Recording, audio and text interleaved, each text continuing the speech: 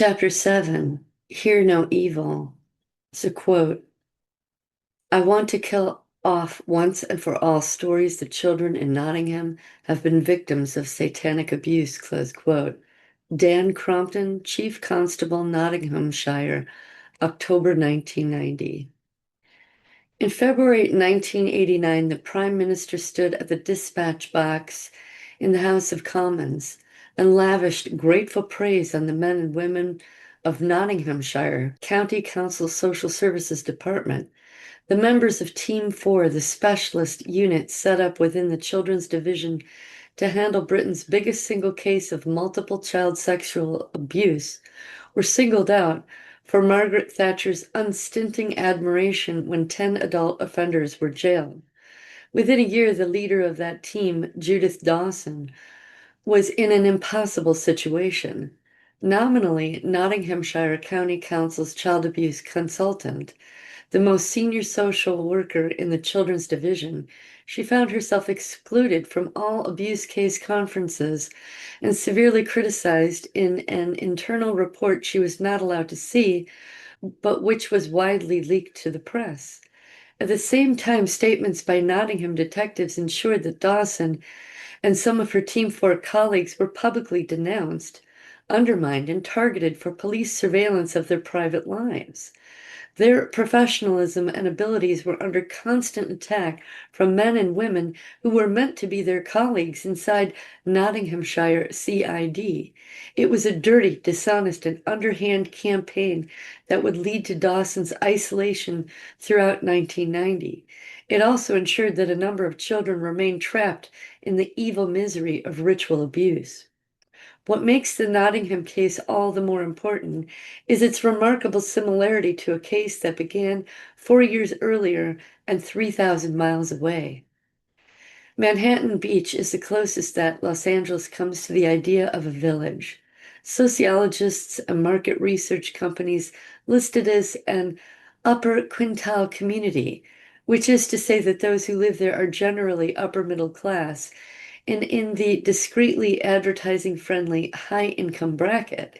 It is a small beachside commuter resort accessible now only to those able to afford upwards of $350,000 for a two-bedroom bungalow.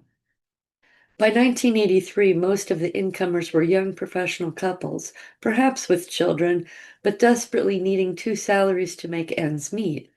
As a result, the demand for full-time daycare and preschool places was higher even than the national American average of one child in 10. The preschool owned and dominated by Virginia McMartin was, to those who could afford its fees, probably the most desirable nursery for their toddlers. In the 20 years since she had opened the business, Virginia McMartin had been awarded every single civil service medal or certificate the city had to honor its citizens. Virginia herself was a veritable matriarch, in her mid-70s and still running the school as a family business. Her daughter, Peggy, managed the day-to-day business, and her grandson, Raymond Bucky, was one of the teachers. The school buildings were spotlessly clean, no small accolade given the condition of many American daycare centers. State child welfare inspectors routinely pronounced it well-staffed and efficiently run, and every morning the young Americans who were brought to its doors were required to salute the stars and stripes as it was run up a flagpole. The McMartin preschool was an institution. Perhaps it was this that helped parents ignore some of the more curious school rules. They were not allowed to visit the school, other than to collect their offspring at the end of the day, for the first 6 weeks after enrollment. From those with an inconvenient need to break this rule, Virginia McMartin required advance notice and would on no account interrupt the children's after-lunch sleep time. Added to this were the regular curiosities of daycare life the world over. Children often came home without underwear or sporting different clothes from those they had started the day in. Such incidents are routine in preschools, as toddlers wet their own clothes playing, or by accident, and are redressed in a raggle-taggle collection of assorted sweaters and jeans kept for such moments. What made the McMartin incidents different was that the clothing appeared to belong to other children who attended the school on the same day. The kids appeared to swap. All of these curiosities passed by their parents who were, after all, extremely busy adults. Similarly, uncontrollable sobbing by the toddlers as they were forced inside the school buildings was taken as the normal reluctance of young children to leave their parents. By autumn 1983, a few mothers were beginning to feel vaguely uncomfortable about the behavior of Raymond Bucky around their children. There was nothing they could quite pin down other than a slight unease over his very physical contact with their children. But when they mentioned this to Peggy McMartin, she dismissed their concerns outright. Ray was her son, and there was nothing amiss. In fact, Ray Bucky was a strange choice for a preschool teacher. He was 26 years old, a health, food, and weightlifting fanatic with no qualifications other than an abortive college career. But since his mother ran the school and his grandmother owned it, the explanation perhaps lay in his family ties. In August 1983, a 2-year-old boy came home from McMartin with evidence of blood on his anus. His mother, Judy Johnson, promptly took him to the Manhattan Beach Police Department. She was advised to have her son undergo a formal medical examination and set off for the local hospital. Doctors there redirected her to the emergency treatment unit at UCLA. Whatever would happen later to Judy Johnson, one thing is quite clear. In 1983, she was of sound mind and had not been involved in any form of sexual abuse case, let alone one involving rituals, ever before. So it came as a shock when the UCLA doctors gently told her that her son had been sodomized.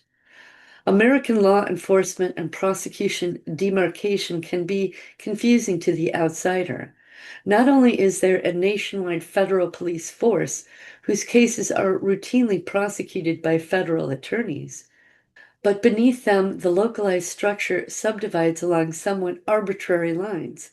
It was the luck of the draw that when Judy Johnson went to report the apparent sexual abuse of her son, she did so to Manhattan Beach Police Department. Although technically a suburb of Los Angeles and a relatively small community, Manhattan Beach is formally incorporated under state law as a city in its own right. This means that, although the prosecution of crimes detected within its boundaries is undertaken by the Los Angeles County District Attorney's Office, the actual investigation is carried out by Manhattan Beach PD rather than by Los Angeles detectives. By 1983, LAPD could boast one of the finest and most experienced teams of child abuse investigators anywhere in the world. It had been testimony from Los Angeles detectives to the Senate and congressional hearings in the late 1970s, which had first alerted America to the existence of widespread pedophilia and child pornography. The city had been among the first to set up specialist investigation divisions to cover pedophile activity, and since 1975, its Sexually Exploited Child Unit had been amongst the most successful and influential in policing pedophilia. According to U.S. Federal Assistant Attorney Joyce Carlin, now a veteran prosecutor of child abusers and pornographers, quote, had it not been for the guys from LAPD, I don't think America would be as aware of the problem as we are. Certainly, when I started here, it was the investigators from the Sexually Exploited Child Unit who lobbied and educated me into action, close quote. From the outset, LAPD's specialist investigators had been aware of particularly bizarre and violent forms of child abuse. Sergeant Lloyd Martin of the Sexually Exploited Child Unit was able to present to the Senate hearings details of the discovery in 1975 of the bodies of 20 young boys. They had been found, sodomized, mutilated, shot in the back of the head, and stuffed into green plastic bin sacks along the roadsides of 4 Southern California counties. This background knowledge, coupled with a strong intelligence division and 8 years solid investigative experience, would have been invaluable to the McMartin case. Unfortunately, it was never deployed. Manhattan Beach Police Department did not ask for help. Crime in the attractive and well-heeled community tended to fall into one of three categories: auto theft, drug abuse, and the occasional illegal immigrant from Mexico. In 1983, Manhattan Beach could boast around a dozen active, if somewhat relaxed, detectives on the city payroll. For good or ill, it was they who began investigating the sexual assault of Judy Johnson's little boy. Very quickly, he identified his abuser as Mr. Ray. The detectives were not entirely ignorant of sexual abuse cases. They knew that if one child at the school had been abused, apparently by his teacher, Ray Bucky, there were likely to be other victims in the past, present, and future. Harry Kuhlmeier, chief of police, decided that his men had to act and act quickly. But there were more than 100 children enrolled at the McMartin preschool in August 1983. It would be logistically impossible for his small pool of officers either to visit or telephone each family individually. To Kuhlmeier, the best solution was to send out a mimeographed letter asking parents to contact the police department if they had any suspicion that their child might have been abused. The letter ended somewhat lamely by asking the families to keep the investigation a secret. Never, perhaps, in the history of modern child abuse inquiries has there been a more inept start to a police investigation. The letter itself was, in effect, a leading question, an open invitation to parents to cross-examine their children.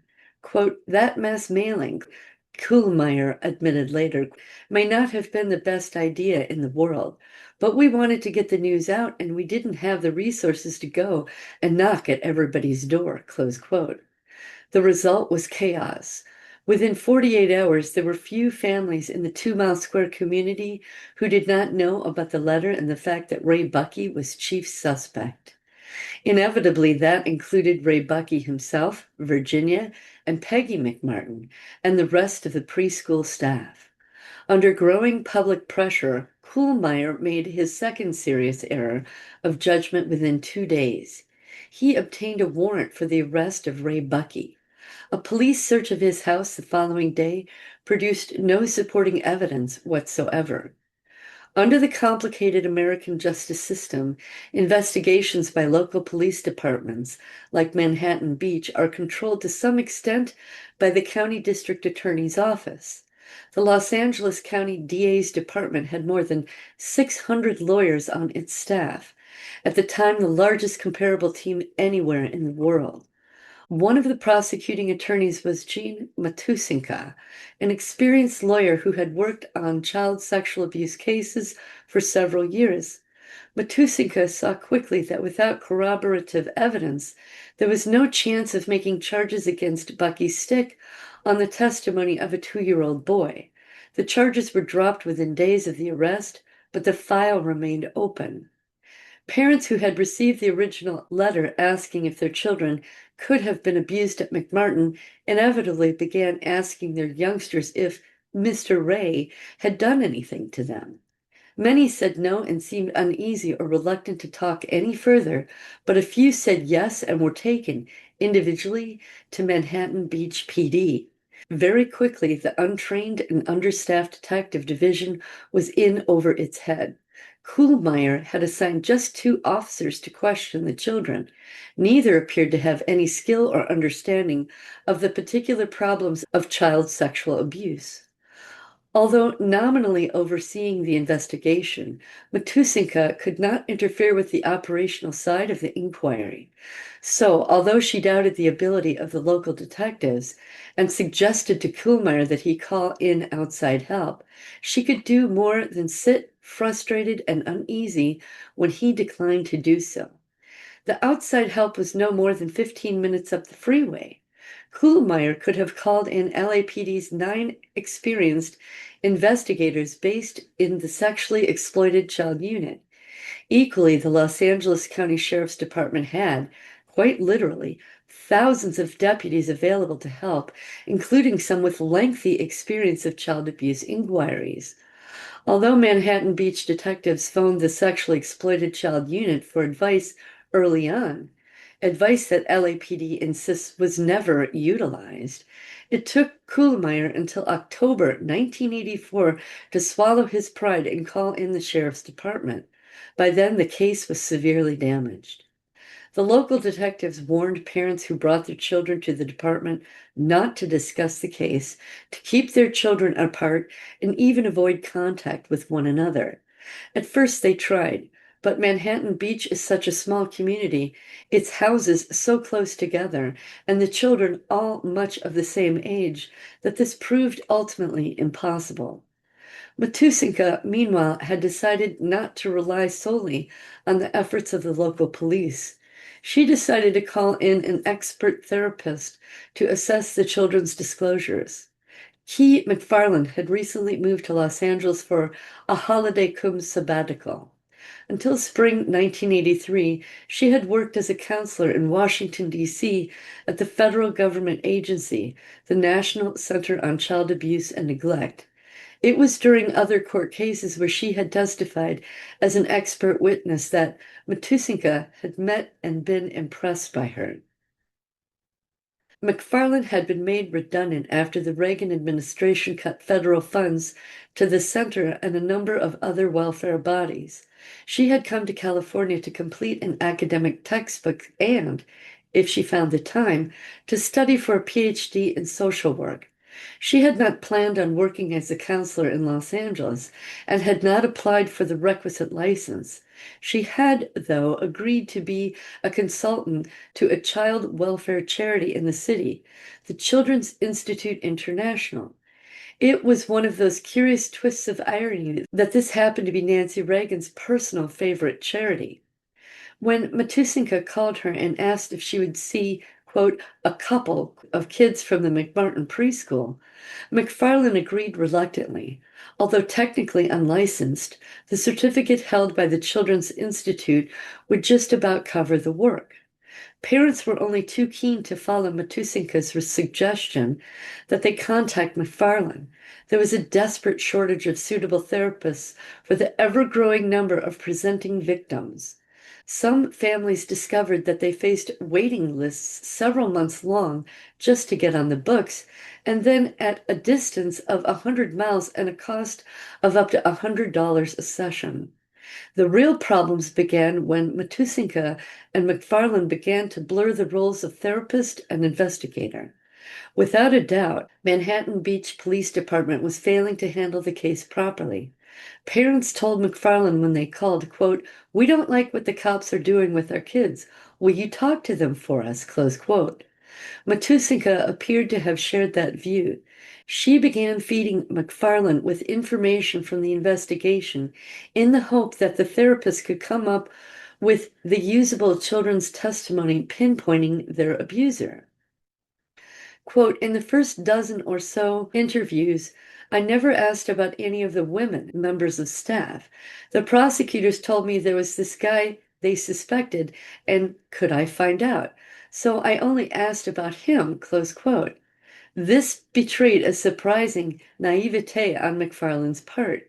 She knew from previous daycare cases of multiple abuse victims that contamination of evidence was a major problem. With this in mind, she recommended that McMartin victims be kept away from group therapy, where their stories might cross-fertilize one another. Quote, "We kept all the McMartin witnesses out of group therapy to the detriment of some of those kids."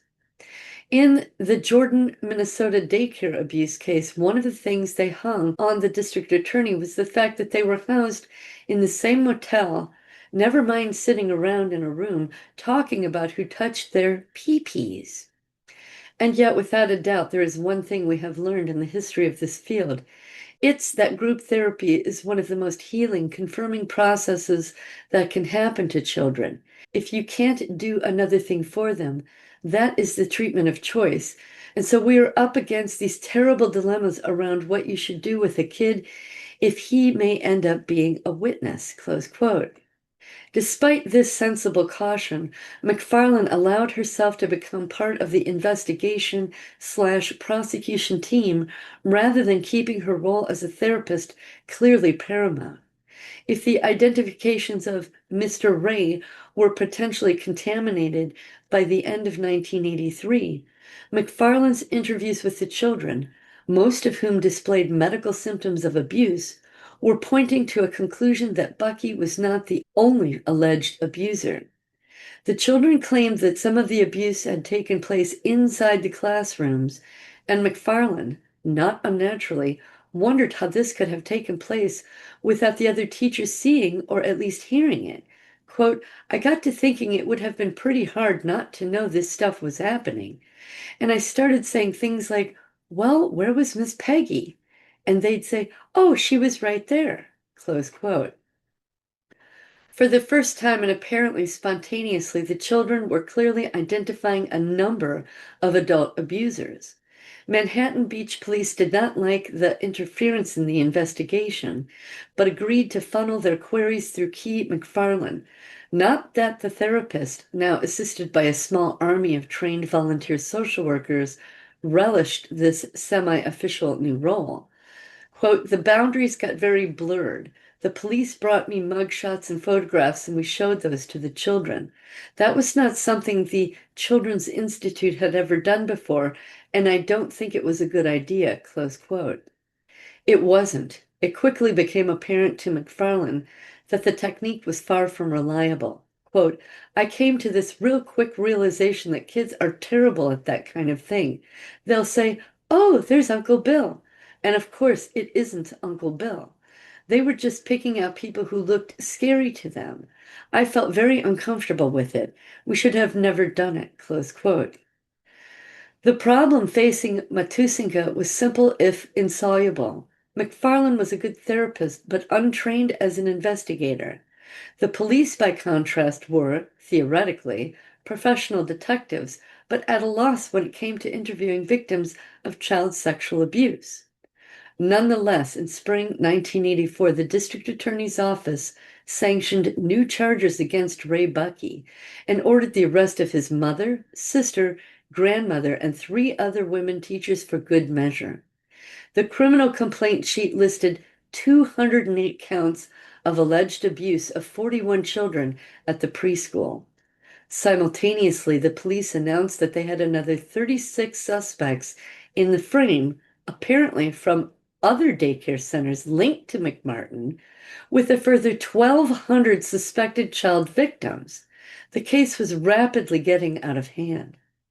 Not only were ever greater numbers of children being hustled through the doors of the Children's Institute to see Key McFarlane and her team, not only were many of these much older children who had not attended the preschool for several years, not only were the questions, by now recorded on videotape, frequently leading, but the allegations themselves were growing ever more bizarre. Julia McGauley was 2.5 years old when she began attending the McMartin preschool 2 mornings a week. Her mother, Jackie, had booked the little girl in for Monday and Wednesday sessions just after Ray Bucky had been arrested the first time around. Quote, I knew vaguely that there was some sort of allegations floating around, but I didn't really know any other parents very well at that stage. I was kind of new to town, so I went and asked Peggy McMartin about the troubles, and she told me it was nothing to worry about. There was no truth in the stories, and anyway, Ray was prevented by court order from going anywhere near the school. I suppose I was satisfied by this, and I began taking Julia there as agreed. After a time, she began to really play up on a Monday morning. She made herself so ill at the thought of going to school that I had to keep her at home. But of course, she would make up that lost time by going on Friday morning instead. Her behavior did change then. She began to have nightmares, she was often withdrawn, and she really didn't seem well, close quote. Eventually, 5 months after Julia started at McMartin and just before the DA's office ordered the rearrest of Ray Bucky and the charging of his mother, sister, grandmother, and fellow teachers, Jackie took her daughter to the doctor. Quote, they examined her and found that she had a large number of vaginal tears and scratches, close quote. The conclusion they drew is that she had been sexually abused. Julia did not want to talk to the police when her mother took her to the department, nor did she show much inclination to disclose to Key McFarland what had happened. It was left to Jackie to work alone with her daughter, and work was needed. The medical examination had unlocked the floodgates of Julia's memories. The little girl was severely traumatized. Quote, sometimes she would talk, other times she would just pull into herself. She used to cry sometimes for 3 days on end. She just lay there crying and shaking. Maybe around dawn she would fall asleep. At first she told me about sexual abuse, then she began telling me about what seemed to be rituals. One night we were watching TV, and although I had the sound turned right off, I saw that it was showing a new item about Ray Bucky and the others being arrested. It showed a picture of him, and I asked Julia if she knew him. She said, "Oh, yeah, that's Mr. Ray." Now, he wasn't supposed to have been at the preschool when Julia was there, so how could she have known him? She told me that he had abused her in her vagina and that there had been video films and photographs taken of it happening. We had a video camera at the time, so she knew what one looked like, close quote. What Julia McCauley was telling her mother, dozens of other youngsters were revealing to Key McFarland. The social workers were getting more referrals than they could handle. McFarland appealed to California's Attorney General, John Van de Kamp, to increase the strength of what had now become a de facto joint investigation team. At first, nothing happened. Then, in October 1984, 7 full months after the grand jury indicted the 7 defendants, Los Angeles County Sheriff Sherman Block and the county DA Bob Filibosian traveled to Manhattan Beach to talk with Police Chief Kuhlmeyer. The details of what was said behind closed doors of the police department have never been made public. Officially, at least, the arrival 1 month later of a special 25-man task force of sheriff's deputies to take over the case was the result of a plea from Kuhlmeyer. But parents like Jackie McCauley heard the story differently. Quote, the local police really screwed up on the case. It was 16 months before the sheriff's team took over, and when they did, the Manhattan Beach cops just threw a load of boxes with loose papers at them and told them to get on with it. They were really angry that they had been taken off the inquiry, close quote.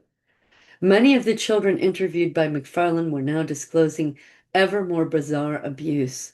The details they gave, matching those from Jackie McCauley's daughter, were of adults dressed up in robes and carrying candles, abuse taking place on what appeared to be altars of local churches, and visits to a local cemetery where Ray Bucky allegedly made them dig up bodies. In fact, the McMartin children's disclosures contained every one of Pamela Hudson's key indicators of ritual abuse. They described being tied up and locked in cages. They gave explicit details of witnessing the sacrifice of animals and the draining of their blood. Some of the victims said they had been made to drink the blood. Most described being given what one young girl called, quote, the devil's round, close quote, a cup full of urine, blood, and feces, which they were forced to consume. The familiar allegations about drugs being administered also emerged. One 4-year-old girl was able to describe the injections she was regularly given at the preschool. Doctors examined her and found evidence of needle scarring in her knees and eyebrows, exactly where she claimed to have been injected. When pressed as to why they had never revealed any of this while attending the preschool, the children explained that every so often one of the school's menagerie of small furry animals, mostly rabbits and gerbils, would be killed in front of them. It was intended as an example of what would happen to their parents if they ever told.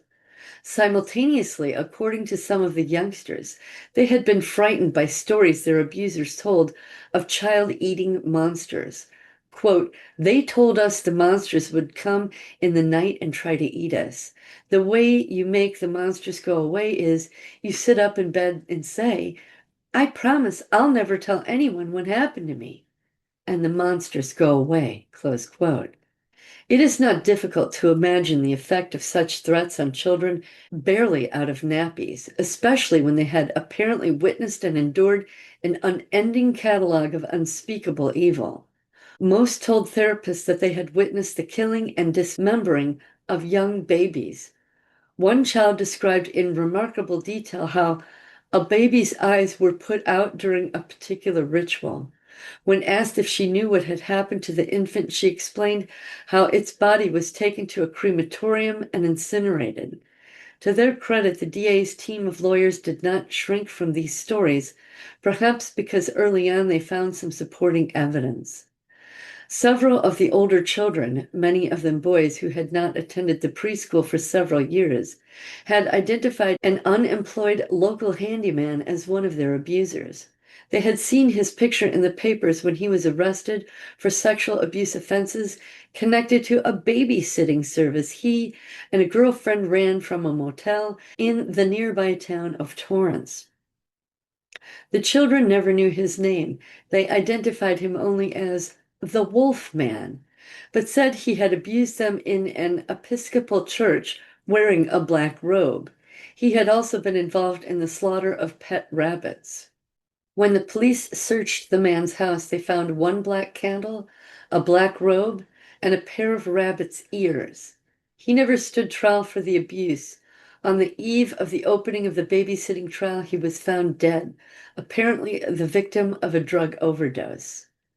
Jean Matusinka was convinced that drugs had played a part in the McMartin abuse. The children repeatedly talked about being given medicine in the form of injections, tablets, and a strange liquid which, according to one youngster, quote, made me feel like I was asleep even when I was awake, close quote. Every new disclosure took the case on a different track. At least 5 other preschools in the neighboring area were implicated in the abuse and closed down. Medical checks on the pupils showed, according to the Los Angeles County Sheriff's deputies, substantial numbers of children displaying clear signs of abuse. Added to that, adults who had been at McMartin many years before were regularly contacting the investigators to report their own abuse. True or false, each allegation had to be examined. Then there were the additional suspects. Although only Ray Bucky and the 6 women had been indicted by a grand jury, the children's disclosures identified at least 3 dozen other adults. Some were extremely prominent Manhattan Beach citizens. Jean Matusinka prepared the case carefully. 18 children had been chosen as specimen victims when the case went before the grand jury for indictment. Matusinka interviewed each child personally. They had also been medically examined by a pediatrician attached to Key McFarland's team, Astrid Hedger. She built up a damning dossier of color slides showing what she was convinced were vaginal and anal scars that could not have been caused naturally. These and the disclosures were, however, the only evidence the prosecution could rely on. Californian courts will generally not place their undiluted faith in children's testimony, at least so far as it identifies named abusers, unless there is clear supporting evidence. Matusinka and the sheriff's deputies began a desperate search for the videos and photographs the children believed had been taken of the rituals and the abuse. According to Jackie McCauley, quote, they said they went as far as Holland looking for the pictures of our kids, but there are a number of problems with that. Firstly, it's real hard to identify little kids, though I suppose they could have identified the adults. But my information is that those videos and photographs are in private hands, not on the streets of Amsterdam. We, some of the parents, put up a $10,000 reward to get hold of the pictures. We got a couple of leads from that. A couple of people got in touch, but when they came forward, they reported being threatened, so the whole thing just sort of folded. It's real frustrating to think that there's some creep out there with these pictures of our kids, close quote. Macaulay's view of the likely ownership of any such child pornography, showing as it would the death, mutilation, and consumption of very young babies and children, is likely to be correct. Whilst much child pornography is still traded through Amsterdam and other Dutch cities, The majority of material made after commercial production was criminalized in 1979, and particularly that which shows highly sadistic abuse, is circulated among a number of small closed circles of individual pedophiles. To break into them, the investigators would have needed to go undercover rather than scour the streets of foreign capitals. And so the case dragged on. The only sign of light was an offer from one of the defendants to plead guilty to a reduced charge in return for giving evidence against the remainder. Tragically, as it would turn out, District Attorney Bob Philibosian turned the offer down flat. All 7 defendants were guilty, he said, and all 7 should face a full trial and ultimate conviction. It was to be his first of several serious errors of judgment. Jean Matusinka was stunned when Philibosian told her she was no longer on the case. He had decided to reassign the case to an aggressive trial lawyer from outside the child abuse unit, Lael Rubin, although she had been involved with Joyce Carlin in securing a successful conviction of America's biggest commercial child pornography dealer, Kathy Wilson. That case had been relatively straightforward thanks to the impressive investigation conducted by Bob Peters and Bill Dworin of LAPD's Sexually Exploited Child Unit. Other than that, Rubin's only experience of child abuse work was 2 small incest cases some years previously. Good and quick-thinking prosecutor though she might be in any other field, the McMartin case cried out for experienced hands. It didn't get them. For her 2 senior support colleagues, Rubin chose Glenn Stevens and Christine Johnson. Both lawyers specialized in prosecution cases, Johnston earning a reputation as a careful and meticulous researcher, Stevens as a young buck brimming with self-confidence and naked aggression in court. Stevens would subsequently sabotage the prosecution case by confiding details of its internal divisions to the Los Angeles Times. The original specimen charges against the 7 defendants were increased to 354, and the number of named victims more than doubled. But it quickly became apparent that Rubin and her team had met only a few of the children, and that even where they were clearly not experienced in coping with the unique difficulties presented by youngsters as witnesses. Such was the chaotic state of the children's advocates as the case progressed through 1984. Surely, the parents thought, it could get no worse. It did. Bob Philibosian was simultaneously involved in a bruising election contest to retain his job as DA. His opponent, Ira Reiner, was a tough liberal who, quite understandably, knew nothing more about the McMartin case than had appeared in the columns of the local paper. Reiner won the election. The first hurdle he faced was a rapidly called preliminary hearing. The Californian Supreme Court had ruled several years before that any defendant indicted by a grand jury had the right to a preliminary hearing before the trial itself started. The reasoning behind this was simply that it gave low-cost opportunity for the defendant to have a public hearing and to cross-examine witnesses. Neither are permissible at indictment stage before any full-scale trial was called. The Supreme Court decided that prosecutors should have no rights to block any request for such a measure. In the McMartin case, both Virginia McMartin and her daughter Peggy waived their rights and elected to go for the full trial. The 5 other defendants, including Ray Buckey, insisted on the preliminary. Because all the alleged offenses were to some extent interrelated, Reiner had agreed to a preliminary hearing for all 7 accused. Trials are an expensive way of administering justice. Lawyers, judges, stenographers, witnesses, the entire paraphernalia of the judicial system all cost princely sums. One of the hopes for the preliminary hearing systems was that it would cut down on unnecessary costs and weed out bad prosecutions with a minimum of fuss and expense. And in many cases, it has worked. Most prelims in California last a day or 2 at most. The McMartin preliminary hearing was destined to run for 20 solid months and cost more than $6 million. In retrospect, a writer of pulp police fiction could not have created its cast of characters, much less have dreamed of lining them up on either side of a spectacularly difficult case. At the head was the judge assigned to hear the prelim. Judge Aviva Bob was not, by any stretch of the imagination, one of America's more famous or distinguished courtroom presidents. She had once confided to the Los Angeles Times that she couldn't recall what had made her want to become a lawyer, but that she did like being a judge and deciding things. In Los Angeles legal circles, she was generally known as Judge Boob for her lack of judicial acumen. She had never heard any form of child sexual abuse case before. Lael Rubin, less well prepared than her predecessor in the job and having to rely on the testimony of very young children.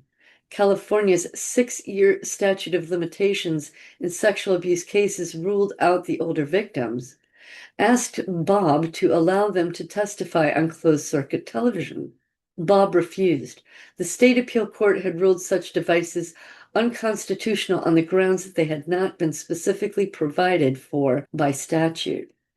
As a result, the children were forced to take the stand in the same room as adults who, they claimed, had raped, sodomized, and brainwashed them and threatened to kill either them or their parents. It was a desperately cruel ordeal. Nonetheless, the transcripts revealed that some of the youngsters came through it remarkably well, giving clear and damning evidence. One girl who had been ordered to stand lookout in case of approaching parents spoke lucidly about the abuse. Quote, I was outside swinging on the swing. Inside was Ray and some children. They had their clothes off. Ray was molesting and abusing the children. For the little girls, he was sticking his penis in their vaginas and his fingers in their behind, and for the little boys, he put his penis in their butt. I'd run in and tell Ray the child's mother was coming. He'd put the children in the bathroom and tell the mother, go in the little yard and they'll be there. He got the child dressed, peeked at the door, and said he had found the child in the classroom, close quote. Ray Bucky's lawyers set the seal on the proceedings that would have been farcical had they not been so deeply serious. Daniel Davis was an energetic objector to almost anything any witness said or any question that was asked. In a hearing which became notable for the number of disreputable interruptions, Davis took the tactic to new depths. Rubin, when you were a little girl, did you go to the McMartin School? Davis, objection, Your Honor, she's leading the witness. Judge Bob, objection overruled. Rubin, can you tell us who your teachers were? Davis, objection, vague. Rubin, do you see Ray here in court today? Witness, yes. Rubin, what is he wearing? Davis, objection, calls for a conclusion. Bob, overruled. Witness, a shirt. Rubin, is the shirt a light color or a dark color? Davis, objection, leading question. Bob, overruled. Rubin, do you see anyone else here in court who was at the school when you were there who is not a teacher? Davis, objection, the else makes it vague. Bob, overruled. Rubin, when you were at McMartin, did you ever have to play a game where you had to take off your clothes? Davis, objection, leading. Bob, overruled. So absurd did Davis's behavior become that Judge Bob's patience finally broke. When he objected that a child witness could not answer a question for Rubin about her date of birth on the grounds that the answer would be hearsay, the child could not have, at first hand, any reliable knowledge of its birth. Bob told him to hold his tongue. He did not, and she subsequently fined him $500 for contempt. But the tactic was beginning to work. As the weeks and months dragged by, with children kept on the stand interminably, some parents began to have second thoughts about letting their youngsters suffer such an ordeal. The 2 points that sounded the death knell for the case were the introduction of the disclosure videotapes and child witness number 9. The defense wreaked havoc with the tapes. Many showed therapists, Key McFarland included, asking what were quite clearly leading questions.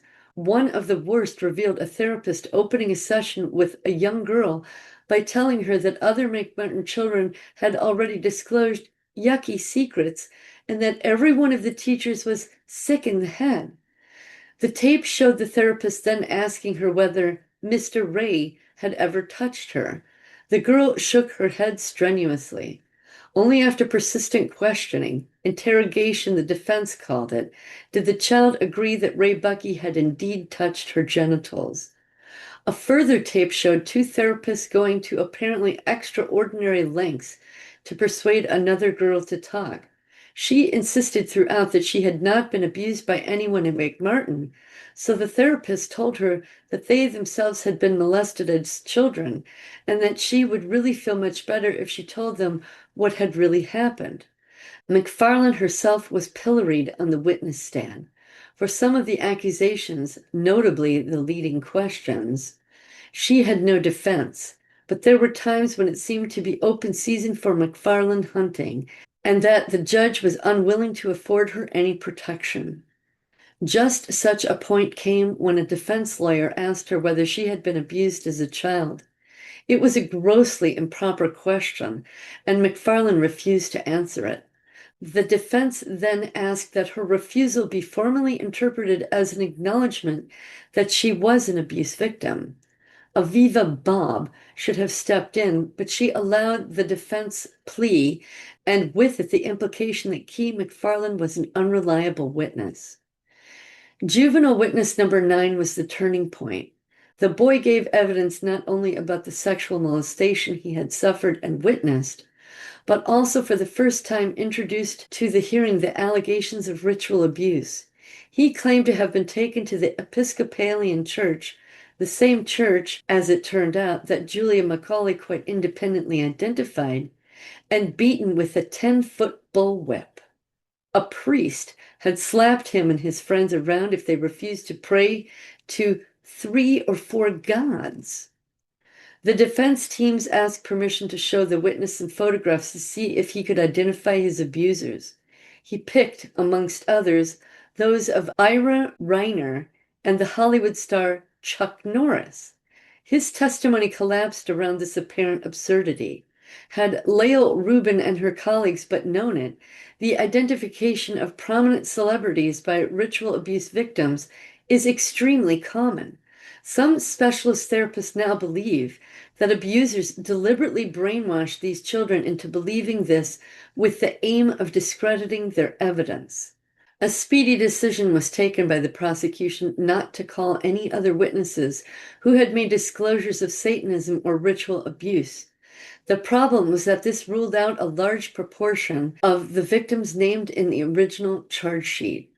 Worse, alarmed by the increasingly shambolic hearing, many parents refused to allow their children to give evidence at all. Many others agreed, provided that Judge Bob overturned her ruling about closed-circuit testimony. The state of California, under pressure from the McMartin parents, had finally passed a statute declaring such mechanisms constitutional. But Judge Bob refused to change her mind. The prosecution appealed against the decision and won. But by that time, only one set of parents were left who agreed to their child giving evidence. Of 41 juvenile witnesses scheduled to take the stand, in the end, only 14 ever did so. The result was devastating. With no supporting testimony, Judge Bob had no option but to dismiss more than half of the charges against the 7 accused. The prosecution case was in tatters. The children had been ill-prepared and, partially because of their age, were lured by defense into making damaging contradictory statements.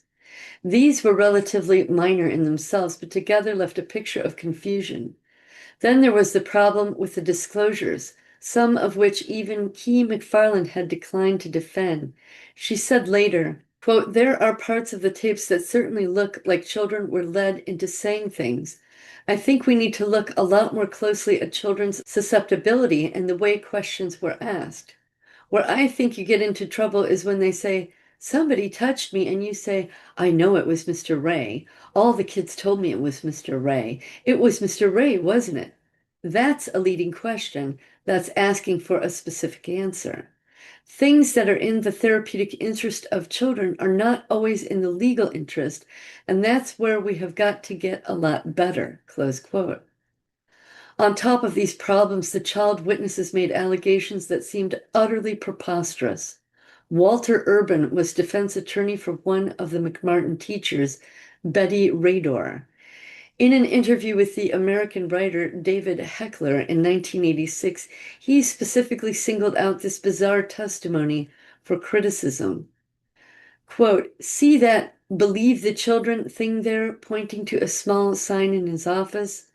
That question mark I put on it. That's a bumper sticker which parents of the children involved and a number of other people put on their cars in the South Bay area. The reason for that is because the kids' versions or the kids' stories became impossible to believe, such as, 'I was molested.' Where did it occur? In a hot air balloon over the desert, in a ski boat where sharks were all around and they told us that we were going to be thrown to the sharks if we didn't agree to be molested.' That kind of stuff. And you think, what? Where did this occur? Well, it occurred in a tunnel. Where's the tunnel? Under the school. So they dig under the school. There's no tunnel there. There's no nothing." Close quote. For some reason, this image of the tunnels in which children were abused, a very common key indicator in virtually every recorded case of ritual abuse, became a fixed yardstick for the McMartin children's unreliability. How unreliable were those stories? We shall see. The final nail in the prosecution coffin came almost at the end of the preliminary hearing. In September 1985, the Los Angeles Times carried an exclusive. It reported that 2 of the 3 prosecutors had decided there was not enough evidence against 4 of the defendants. The contradictions, according to one of the 3, were killing the prosecution. The source of the article was Glenn Stevens. He had effectively buried the credibility not so much of Lael Rubin's team, but of the McMartin children themselves. The defense case lasted 3 months. It was robust and exhaustive, but it failed to persuade Judge Aviva Bob. On 9 January 1986, she ruled that all 7 defendants should stand trial before a jury on child abuse and conspiracy charges. The children's testimony, she said, had been very credible.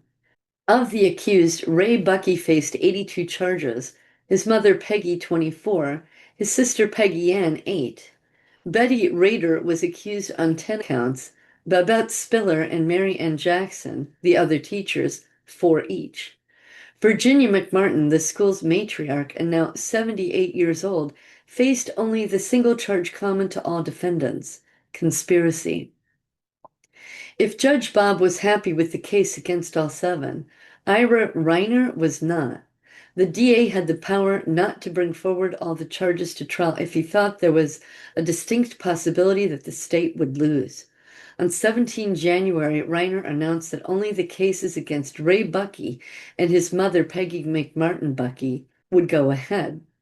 The evidence against them, he said, was very strong and compelling, but not so for the other accused. The decision pleased nobody and made the prospect of any successful trial even more remote than it had already become. The 5 women no longer accused were furious that they had spent nearly 2 years and most of their savings and were only now thought to be less than culpable. Ray Bucky and Peggy were angry that they too had not been let off. The parents of the McMartin victims were livid. Their children had been put through hoops both in and out of court, and now this. Reiner's most common defense was that he had inherited the whole mess from his predecessor, Bob Philibosian. He seemed to have forgotten that he had the power to call a halt at any time in the previous 20 months, even during the hearing itself. Meanwhile, back in Manhattan Beach, the related abuse inquiries into other preschools were getting nowhere. Despite the wealth of disclosure evidence, only one playground assistant, an 18-year-old youth, had been brought to trial. The jury had eventually been deadlocked. When they could not agree on a verdict, the prosecutors decided not to attempt a retrial. It was a disturbing premonition of what was to come. In spring 1986, all related investigations had been shut down, and only Ray Buckey and his mother remained under suspicion for the McMartin abuse. Buckey continued to retain the pugnacious Daniel Davis as his lawyer. Davis charged $116 per hour for his services, a fee which fell on the taxpayers of Los Angeles County. Nor had he changed his sensational approach to cross-examination. He attempted to have all the remaining 101 counts dismissed as part of his plea, claiming that Leo Rubin had been having an affair not with Aviva Bob, but with another male Superior Court judge. This, to Davis's mind at least, suggested the possibility that she might have covertly influenced the collective judicial consciousness against the Buckeys, mother and son. It was preposterous, but completely in keeping with the increasing vulnerable McMartin prosecution. Rubin denied any such affair, and Davis was unable to substantiate his allegations. Had Judge Bob, for all her faults, still been hearing the case, the defense attorney might have collected a second fine for contempt, but Judge Bob had gone. It never helps when circumstances force a change of judge in the middle of lengthy litigation. When the case is as complicated and ill-handled as the McMartin prosecution had been, the damage is a particularly severe blow. Judge William Pounders may have had a better reputation than his predecessor, but he had not heard the evidence she had, nor yet had much experience of the antics of the defense. To the parents of the victims, it seemed as if one setback followed another in an unending catalog of errors. The next banana skin for the prosecution case was again supplied by one of its own. Glenn Stevens had been fired from Leo Rubin's team after the Los Angeles Times report. Very shortly afterwards, he signed up, for a fee never disclosed, with a Hollywood film scriptwriter called Abby Mann. Stevens was listed as a consultant to a project drama documentary about the McMartin case. On its own, this might have raised eyebrows. What transformed professional displeasure into yet another body blow for the children's case were more than 30 hours of tape-recorded interviews between Mann and Stevens detailing previously confidential information about the prosecution case. These were intended to help the writer put together his movie proposal. Instead, they helped the defense.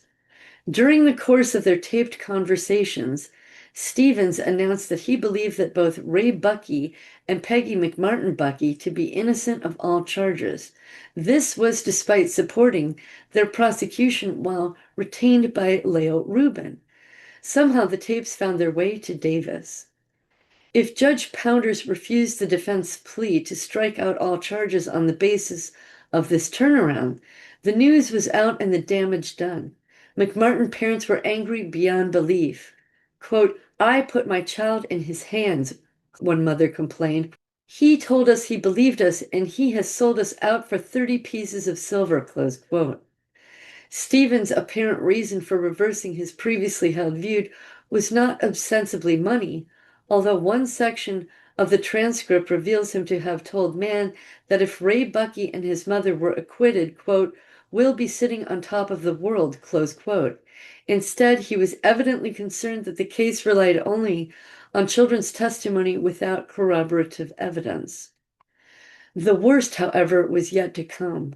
During his interviews with Mann, Stevens confided that the prosecution team had been deeply concerned about the mental health of Judy Johnson, the mother whose child had been the first reported case of sexual abuse and who had sparked off the entire investigation. Stevens' accounts showed that Johnson had accused a number of people of abusing her child, her former husband, an AWOL U.S. Marine, members of a Los Angeles health club, and one member of a local school board, and had said that Ray Buckey could fly. The resulting furor required yet another legal inquiry, this time an evidentiary hearing for Judge Pounders to consider whether the defense should have been told about the Johnson worries right from the start. Among other problems, this meant calling Glenn Stevens to the stand. Stevens promptly took the Fifth Amendment to avoid prosecution. The issue of Johnson's sanity and who knew what and when and why the defense hadn't been told became central. It was clear, even to those who read the press reports of the increasingly bizarre legal antics, that Judy Johnson's state of mind was going to be crucial in the ultimate trial. The fact that UCLA doctors still insisted that her son had been abused seemed to have been forgotten. Several weeks later, Judy Johnson died. After days of intense and public speculation, the coroner announced a verdict of natural causes. She had died of liver failure, but that in turn had been caused by excessive alcohol consumption. Judy Johnson had drunk herself to death. It was a fitting beginning to the end of a fatally weak case. In the middle of all this, Ray Buckey put in an application for bail. He made a heartfelt plea. Quote, I never in my life threatened a child, nor can I comprehend how anyone could. I do believe that this case should go and must go to trial. The truth must be known and understood. The truth of my innocence and my mother's innocence, and the truth of the wrong that has been done to the 7 teachers and the innocent families of the children. To say I don't fear for my future in the trial is a lie. But one thing I don't fear, Your Honor, is the truth of my innocence and my mother's innocence. To put it simply, the truth will set me free. Close quote.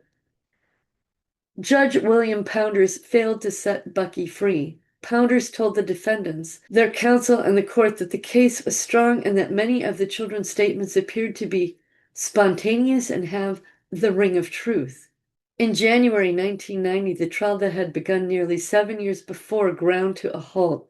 Jurors cleared Peggy Buckey of all the remaining 12 charges of child molestation. But with Ray Buckey, they had a problem. On the vast majority of counts, there were 53 in total, they cleared him, but in 13 they deadlocked, reaching no conclusion. Ira Reiner, still DA and still in charge of prosecuting the case, decided to press ahead with a retrial on a reduced list of 8 charges involving just 3 small girls. In late April, the new hearings convened. For 3 months, a new panel of jurors listened to the now familiar evidence. For a further 3 weeks, they deliberated in private before announcing that they were, like those that had gone before, hopelessly deadlocked. Another mistrial was declared. This time, Ira Reiner had had enough. The County of Los Angeles had spent $13.5 million on the case to no avail. Quote, there has been a mighty effort and there is no verdict, the DA announced on 27 July. I think there is reason to say enough at this point, close quote. Ray Buckey, who had spent more than 5 years in jail, had other things to say. Quote, it was Salem revisited, McCarthyism one more time. I've gone from probably one of the most hated people you could ever mention to a point where everyone that comes up to me now is very sympathetic, close quote. Not quite everyone, perhaps. Daniel Davis, Bucky's aggressive lawyer, was asked if the victim's parents would ever accept his client's innocence. Quote, I don't think they can, close quote, he said. Jackie McCauley would agree with that. She and her daughter were not part of the trial circus directly. Julia was too young to be considered good material for the witness stand and, in any event, spent only 5 months at McMartin. In addition, her disclosures were quite clearly indicative of satanic ritual abuse. Quote, I went through the stage of asking whether my daughter had got this wrong. Then I remembered the detail she had given me of the crematorium, where she said she had seen bodies all burned up. I couldn't understand how a child of that age would know how a crematorium worked. I decided I would take her to the place she had described. It was clearly identifiable. She had never been there before with me or her father. I asked her to describe the insides of the place for me before we went in, and she just said, clocks.